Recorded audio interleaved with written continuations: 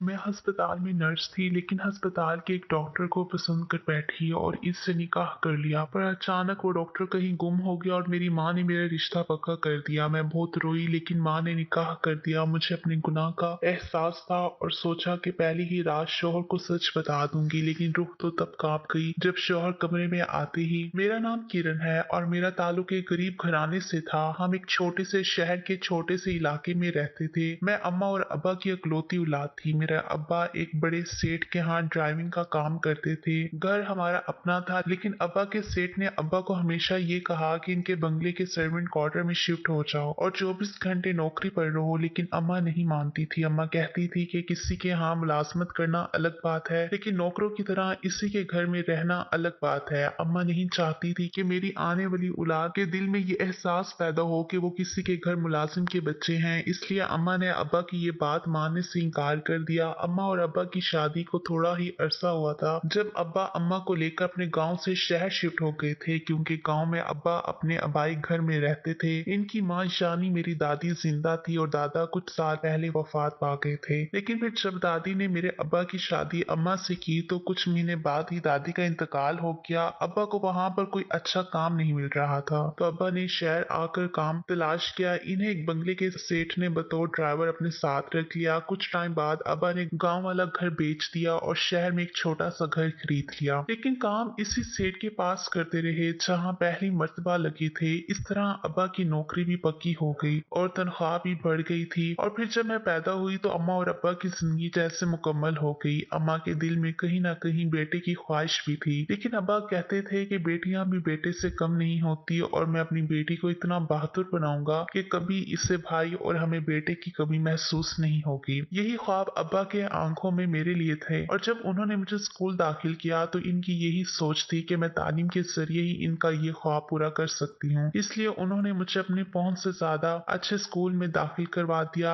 इसी सिलसिले में अब्बा के सेठ ने भी इनकी मदद की और हर महीने मेरी तालीम के लिए कुछ अलग से खर्चा अब्बा को देने लग गए। इस तरह मैं आसानी से एक अच्छे प्राइवेट स्कूल में तालीम हासिल करने लगी। जिंदगी गुजर रही थी। जैसे जैसे मैं बड़ी होती गई, अब्बा और अम्मा के प्यार की छांव में मैं खुद को खुशनसीब महसूस करती थी। लेकिन मेरी भी कुछ ऐसी ख्वाहिश थी और ख्वाब थे जिन्हें मैं पूरा करना चाहती थी। अब्बा ये चाहते थे कि मैं पढ़ लिख कर किसी स्कूल या बड़े कॉलेज में उस्तानी लग जाऊं, मगर मेरा शौक कुछ और था। मैं जब मैट्रिक के बाद कॉलेज में पहुंची तो मुझ में एयर होस्टेस बनने का शौक पैदा हो गया। मैं वैसे भी बड़ी खूबसूरत थी और बिल्कुल नाजुक सी गुड़िया लगती थी। जब मैं टीवी पर एयर होस्टेस को देखती तो मुझे बड़ा अच्छा महसूस होता था और मैं जागती आंखों से अपने आप को किसी ऐसी ही जहाज में सर्विस देते हुए देखती थी। मेरे इस ख्वाब का अम्मा और अब्बा को नहीं मालूम था, लेकिन मैं अक्सर टीवी पर ऐसे प्रोग्राम देखती तो अम्मा मुझे मना करती थी। अम्मा कहती थी कि ये सब वक्त को जाया करने वाली चीजें हैं, तुम बस अपनी पढ़ाई पर तवज्जो दो। तो अब्बा इसे मेरा एक शौक समझकर हंसने लग जाते थे और अम्मा को मना करते कि मेरी गुड़िया को किसी भी चीज से ना रोका करो। वो जो देखती है देखने दो और जो वो करती है उसे वो भी करने दो, क्योंकि वो घर की चार दीवारी में हमारे सामने ही बैठी है। ये सुनकर मैं मुस्कुरा देती। मेरे पास कॉलेज और स्कूल की कैंटीन से खरीदी हुई एयर होस्टेस की तस्वीरें भी थी। अखबार में किसी एयर होस्टेस को देखती तो कटिंग करके अपने पास रख लेती थी, लेकिन ये सब कुछ मेरे कमरे में मेरी अलमारी तक महदूद था। जब रात को अम्मा और अब्बा अपने कमरे में चले जाते और मैं देर तक पढ़ने के बहाने बैठी रहती तो अपने इसी शौक की तस्कीन किया करती थी। कभी कभी अपने कमरे में एयर होस्टेस की तरह तैयार होकर अपना लहजा उनके जैसा बनाकर बोलने लग जाती और मोबाइल में वीडियो बनाती। अपने आप को इस तरह देखकर मुझे बहुत हंसी भी आती थी, मगर मैंने सोच रखा था कि मैं तो एयर होस्टेस बनूंगी और मैं जानती थी कि जब मैं अम्मा और अब्बा के सामने जिद करूंगी तो वो मान जाएंगे। अब्बा मुझे रोजाना कॉलेज सेठ की गाड़ी में ही छोड़ने जाते थे और वापसी पर भी लेने आते थे। खुद सेठ ने अब्बा को इस बात की इजाजत दी थी। एक मर्तबा ऐसा हुआ कि जब अब्बा मुझे लेने कॉलेज आए तो उसी वक्त सेठ की बेटी की कॉल आ गई। उसे इमरजेंसी में शॉपिंग के लिए जाना था। अब्बा ने उससे बताया कि मैं अपनी बेटी को घर छोड़कर अभी आता हूँ, तो वो कहने लगी कि आप इसे लेकर ही आ जाएं क्योंकि मैं इंतजार नहीं कर सकती। तो अब्बा मुझे लेकर वहां चले गए। थोड़ी ही देर में सेठ की बेटी आकर गाड़ी में पीछे बैठ गई और मैं अब्बा के साथ अगली सीट पर बैठ गई। मैंने इनको सलाम किया तो उन्होंने मुस्कुराकर सलाम का जवाब दिया और फिर मुझसे बातें करने लगी कि मैं क्या पढ़ती हूँ और मेरे क्या शौक हैं। इतने में शॉपिंग मॉल आ गया तो सेठ की बेटी ने अब्बा से कहा कि मुझे बस 2-4 चीजें खरीदनी है, इसलिए आप मुझे फारिग करके फिर अपनी बेटी को घर ले जाइएगा। तो अब्बा ने कहा ठीक है बीबी जी, आप शॉपिंग करके आ जाएं, हम गाड़ी में ही बैठे हैं। तो वो कहने लगी कि आप अपनी बेटी को भी मेरे साथ आने दे। तो मैं खुशी खुशी इनके साथ चली गई। शॉपिंग मॉल में पहली मर्तबा जाने की वजह से मेरी तो आंखें फटी की फटी रह गई। इतनी बड़ी बड़ी और खूबसूरत रोशनियां जगह जगह थी कि मुझे तो बड़ा मजा आ रहा था। सेठ की बेटी ने अपने लिए 2 जोड़े और सैंडल्स खरीदे और एक पर्स भी लिया। वहां पर एक नहायत खूबसूरत जोड़ा मुझे बहुत पसंद आया और मैं बार बार उसे देख रही थी। तो सेठ की बेटी कहने लगी कि अगर तुम्हें ये चाहिए तो ले लो। मैंने कहा कि इतना महंगा है कि हम अफोर्ड नहीं कर सकते। तो उसने जबरदस्ती वो जोड़ा मुझे खरीद कर दे दिया। मैं बहुत खुश हुई और फिर इसके बाद सेठ की बेटी को अब्बा ने बंगले पर छोड़ा और फिर मुझे घर छोड़ने के बाद अब्बा फौरन वापस काम पर चले गए थे। मैंने अम्मा को वो जोड़ा दिखाया तो अम्मा ने बहुत हैरत का इजहार किया और कहने लगी कि इस तरह के जोड़े भला हम कब पहनते हैं और ना ही हम तुम्हें इजाजत देंगे कि तुम किसी जगह पर ये जोड़ा पहन कर जाओ। तो मैंने अम्मा से कहा कि मैं ये बात अच्छी तरह जानती हूँ कि मैं कहीं पर भी ये जोड़ा पहन कर नहीं जा सकती, मगर अपने शौक के लिए अपने कमरे में तो पहन सकती हूँ ना। ये सुनकर अम्मा खामोश हो गई और कहने लगी कि अपने अब्बा को ये मत दिखाना। तो मैंने अम्मा की बात मान ली और फिर रात को जब मैं अपने कमरे में गई तो मैंने वो जोड़ा पहनकर खुद को शीशे के सामने देखा। मुझे यकीन ही नहीं आ रहा था कि मैं इतनी खूबसूरत लग सकती हूँ। फिर मैंने अपने फोन से कुछ तस्वीरें बनाई और अपने पास महफूज कर ली। उस दिन वो जोड़ा पहनने के बाद मुझे यकीन हो गया था कि मैं एक बेहद खूबसूरत और कामयाब एयर होस्टेस भी बन सकती हूँ। इसलिए मैंने अपने ख्वाबों को पर लगाने की जदोजहद शुरू कर दी और कॉलेज में सहेलियों के जरिए मालूमात इकट्ठी करनी शुरू की। मेरे एफएससी के इम्तिहानात होने वाले थे। इससे पहले कि मैं अपने ख्वाबों की ताबीर की तरफ पहला कदम बढ़ाती अब्बा का इंतकाल हो गया।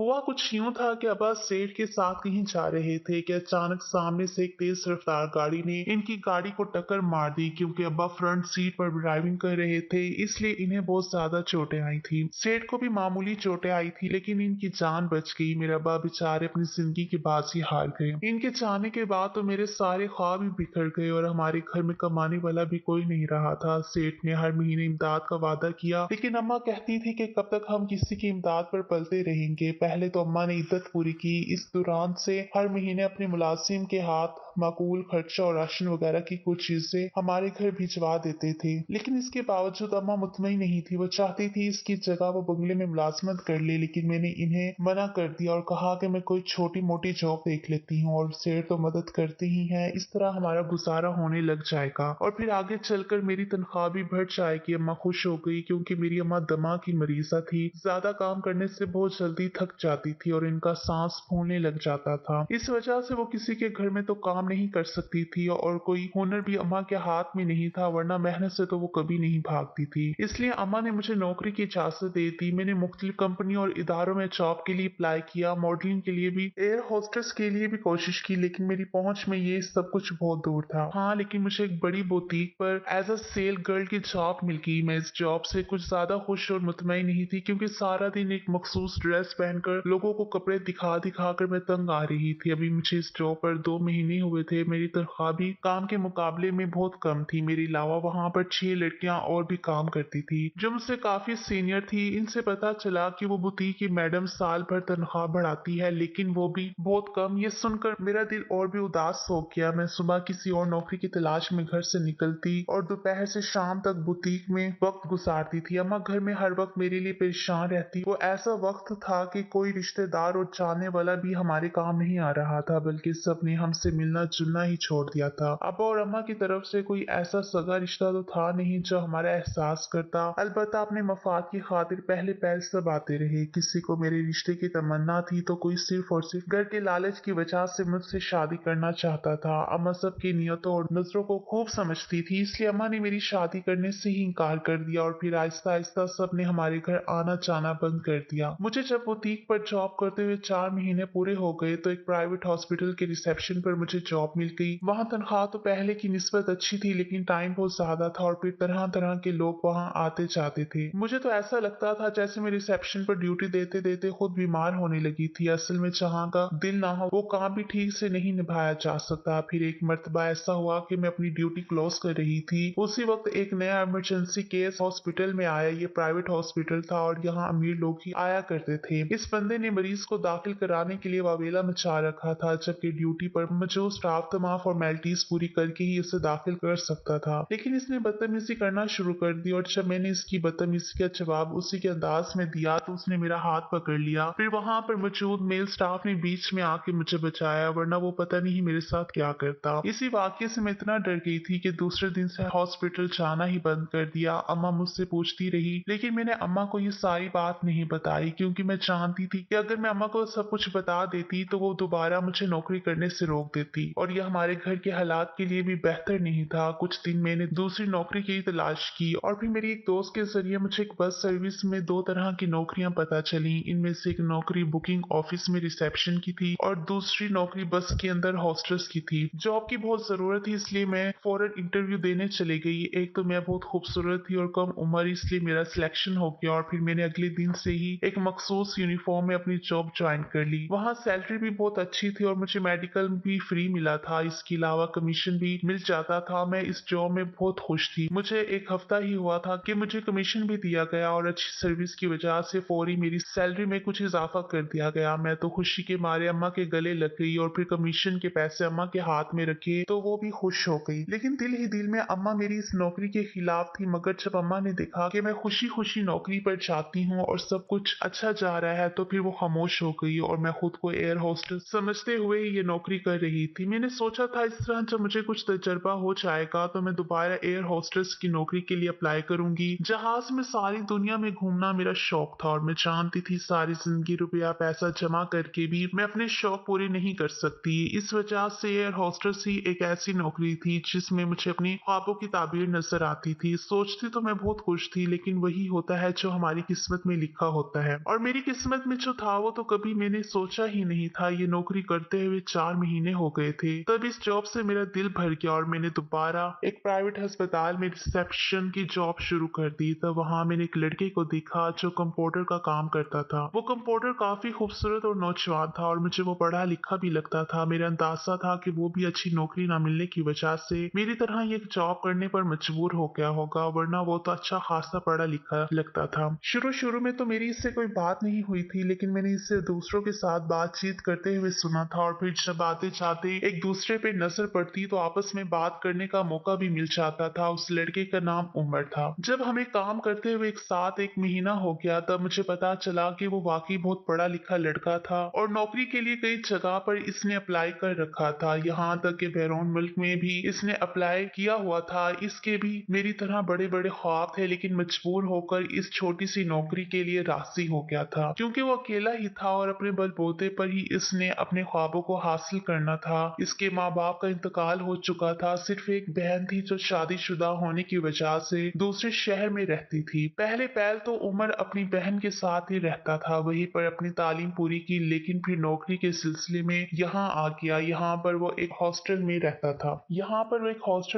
था। इसलिए वो डबल ड्यूटी भी कर देता था क्योंकि घर में तो कोई और उसका इंतजार करने वाला नहीं था, ना उस पर कोई ऐसी जिम्मेदारियां थी। इसलिए वो चाहता था कि ज्यादा से ज्यादा कमा कर आगे बढ़े। मुझे वो बहुत अच्छा लगता था और मैंने भी इसकी आंखों में अपने लिए पसंदीदगी देखी थी। कब हमारी दोस्ती मोहब्बत में बदल गई हमें पता ही नहीं चला। एक दिन जब हम लंच करने रूम में बैठे हुए थे और बैठे बातें कर रहे थे तो मैंने अपने फोन में से कुछ तस्वीरें दिखाई जिसमें मेरी वो तस्वीरें भी थी जो मैंने उस खूबसूरत लिबास में बनाई थी। उसने मेरी बड़ी तारीफ की और कहने लगा कि तुम भी मेरी तरह खुद को गलत जगह पर जाया कर रही हो। फिर उसने कहा कि जब मेरी नौकरी हो जाएगी तो मैं तुम्हारे लिए भी किसी अच्छी जॉब की कोशिश करूंगा। उस वक्त मैं दिल में सोच रही थी कि अब मुझे जॉब नहीं करनी बल्कि मुझे उम्र से शादी कर लेनी चाहिए क्योंकि मैं उसे खोना नहीं चाहती थी, लेकिन मैं ये बात उससे कह नहीं सकती थी। मैं चाहती थी कि वो खुद मुझसे शादी की बात करे। मैं इस इंतजार में थी कि तकरीबन 2 हफ्ते बाद अब अम्मा ने मुझसे मेरी शादी के बारे में बात की। अम्मा कह रही थी कि मैं बीमार रहती हूँ, मेरी जिंदगी का कोई पता नहीं, इसलिए अब मैं तुम्हारी शादी कर देना चाहती हूँ। अम्मा की बात सुनकर मैं हैरान हो गई कि अम्मा ने मेरे लिए रिश्ते देखना भी शुरू कर दिए थे और मुझे बताया तक नहीं था। उस वक्त तो मेरे अम्मा से कुछ नहीं कहा, लेकिन इसके अगले दिन ही इत्तेफाकन उमर ने मुझे शादी के लिए प्रपोज कर दिया। उसने कहा कि वो अब तक इसलिए खामोश था क्योंकि इसे यहाँ से जाना है कहीं ऐसी जगह जहाँ पर वो अपने ख्वाबों की ताबीर हासिल कर सके। फिर इसने सोचा कि वो शादी करके मुझे भी तो साथ लेकर जा सकता है। इस वजह से इसने मेरे सामने शादी की बात कर दी। तब मैंने उसे बताया मेरी अम्मा भी शादी के लिए मेरे रिश्ते देख रही है। ये सुनकर उमर परेशान हो गए और मुझे कहने लगा कि हम हम कोर्ट मैरिज कर लेते हैं ताकि जब भी कोई ऐसा वक्त आए तो हमारे पास हमारे पाकिज़ा रिश्ते का सबूत हो। पता नहीं मेरी अक्ल पर कौन सी पट्टी बंधी थी जब मैंने फौरन उमर की बात मान ली और उसी हफ्ते हम दोनों ने जाकर कोर्ट मैरिज कर ली। कोर्ट मैरिज के कागजात उमर के पास ही थे। मैं अपने घर नहीं ले जा सकती थी क्योंकि मैं सारा दिन घर से बाहर रहती थी, तो मुझे डर था कि वो कागजात अम्मा के हाथ ना लग जाए और वो कभी भी मेरी इस तरह की शादी को कबूल नहीं करेंगी। इस वजह से मैंने वो कागजात उमर के पास ही रखवा दिए। मैं बहुत खुश थी कि मैं उमर की बीवी बन चुकी थी, लेकिन आहिस्ता आहिस्ता मुझे ये वहम सताने लगा कि मेरी शादी का तो किसी को इल्म ही नहीं है। अगर किसी दिन उमर मुझे छोड़कर चला गया तो क्या होगा। मैंने एक मर्तबा इस बात का इजहार उमर के सामने किया तो वो बहुत हंसने लग गया। इसने कहा कि तुम्हें छोड़कर ये जाना होता तो तुमसे इस तरह शादी क्यों करता। मेरा यकीन रखो मैं ऐसा कुछ नहीं करूंगा। इस तरह हमारी शादी को तकरीबन 4 महीने गुजर गए। अब मैं ये सोचती थी कि किसी तरह अम्मा को इस शादी के बारे में पता चल जाना चाहिए, लेकिन मैं अपनी अम्मा की आदत और मिजाज को अच्छी तरह जानती थी। अम्मा कभी भी मुझे माफ नहीं करेंगी, क्योंकि एक मर्तबा अम्मा ने मोहल्ले की किसी लड़की के बारे में बताया था कि वो अपनी मर्जी से शादी करके आ गई थी, लेकिन उसके वालिदैन ने उसे माफ कर दिया। अम्मा कहने लगी कि अगर मैं इसकी माँ की जगह होती तो उसी वक्त गला दुबा के मार देती, क्योंकि ऐसी बेटियां सिर्फ माँ बाप का नाम बदनाम करती हैं। और मैं जानती थी कि अम्मा कुछ भी कर सकती हैं, इसलिए मेरी हिम्मत नहीं होती थी कि मैं अम्मा के सामने ऐसी कोई बात करूं। और फिर एक दिन उमर ने बताया कि इसे किसी जरूरी काम से अपनी बाजी से मिलने जाना है। वो 2 दिन की छुट्टी लेकर चला गया। इन्हीं दिनों में अम्मा ने मेरी शादी के लिए जो रिश्ता देखा था उन लोगों को घर बुला लिया। मैंने सोचा कि रिश्ता आने और शादी हो जाने में बड़ा फर्क है। ये सोचकर मैं खामोशी से तैयार होकर मेहमानों के सामने चली गई। वो 3 औरतें ही थी, लेकिन उनको मैं पसंद आ गई थी और फिर उन्होंने अम्मा को मेरे लिए हाँ कह दी। इसके बाद इनके घर जाना था। दूसरी तरफ उमर को गए हुए 2 दिन पूरे हो चुके थे, लेकिन जब तीसरा दिन आया और मैं जॉब पर गई तो वो वहां मौजूद नहीं था। मैं परेशान हो गई। मैंने इसे अपने फोन से कॉल करने की कोशिश की, मगर उसका नंबर बंद था। फिर मैं सारा दिन थोड़ी थोड़ी देर बाद उसे कॉल करती रही और जब घर आई तो अम्मा ने बताया कि मैंने उन लोगों को हाँ कह दी है। वो जल्दी शादी करना चाहते हैं। तो मुझे अम्मा की बात सुनकर गुस्सा आ गया। एक तो मैं उम्र की वजह से परेशान थी, दूसरा शादी की